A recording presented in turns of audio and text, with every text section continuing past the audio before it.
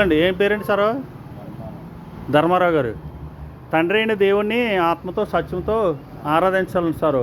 మీరు అక్కడ వాక్యాలు పెట్టారు మంచిదే. అక్కడ మళ్ళీ మీరు వెళ్ళి చర్చ్ క్యాలెండర్ పెట్టారు, అందులో వాక్యాలు ఉంటాయి. ఓకే, మంచిది మీరు చేసేది, అందరూ తెలుసుకుంటారు.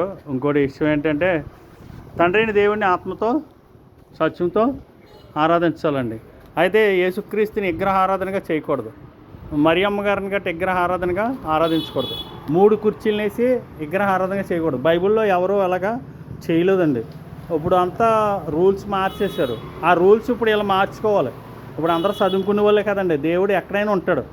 మీరు ఇప్పుడు చేపల బిగిని చేసుకుంటున్నారు, మీ కాలం మీరు నిలబడుతున్నారు. దేవుడు ఇచ్చిన ఆశీర్వాదం ఇది ఈ సెంటర్లో. అవునండి, దేవునికి స్తోత్రం. అయితే నేను ఇప్పుడు ఆ సహోదరి గారికి ఇచ్చాను కదండి పాంప్లెట్, అలాగే అనేక మందికి ఇస్తున్నాను. విగ్రహారాధన చేయొద్దని, ఇది క్రైస్తవుల్ని స్టడీ చేయటానికి. దేవునికి స్తోత్రం. గొప్ప దేవుడు ఆయన. సిలువల్ని చర్చలో చూడు,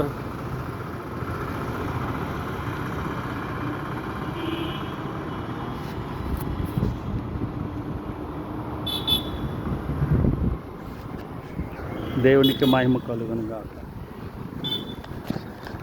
అందరికీ వందనాలు.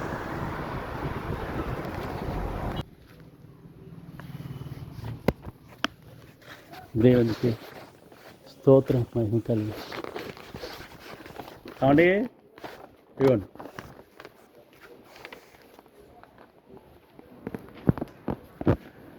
తండ్రి అయిన దేవుణ్ణి ఆత్మతో సత్యంతో ఆరాధించాలి. అది దేవునికి ఇష్టం. చర్చికి వెళ్తారా సార్ మీరు అందరూ? తండ్రి అయిన దేవుణ్ణి ఆత్మతో సత్యంతో ఆరాధించాలి సార్. అయితే కుర్చీలని మరియం బొమ్మల్ని సిలువలకి ప్రార్థనలు చేయకూడదు సార్. ఆ ప్రార్థన చాలదు. విగ్రహ ఆరాధకులు అందరూ పరలోక రాజ్యానికి వెళ్ళిపోట్లు ఉందిరని యోహాన్ గారు చెప్పారండి, ప్రకటన 22:15లో. అయ్యా మరి వందనాలండి సార్.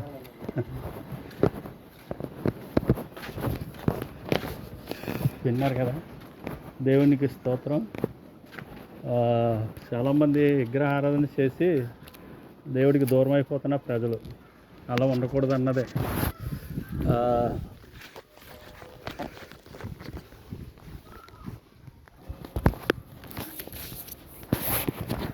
సిస్టర్ గారు, తండ్రిని దేవుణ్ణి ఆత్మతో సత్యంతో ఆరాధించండి.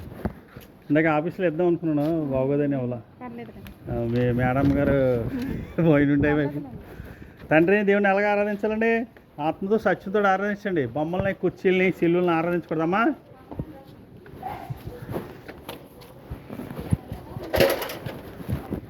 అమ్మా ఎక్కడండి హౌస్ మీది? ఆ శివరా? ఇంకో బక్కగా పొడుగ్గా ఉంటాడు ఆయన, కలజోడు ఎట్టుకుంటాడు ఆయన. ఆయన మీకు తెలుసా? ఆ కుక్క ఉంటుందని వెళ్తలా. బెన్నీ గారు ఆయన తెలిసింది. ఆయన అందులో ఉండేవారు ఫస్ట్లో. దేవునికి స్తోత్రం.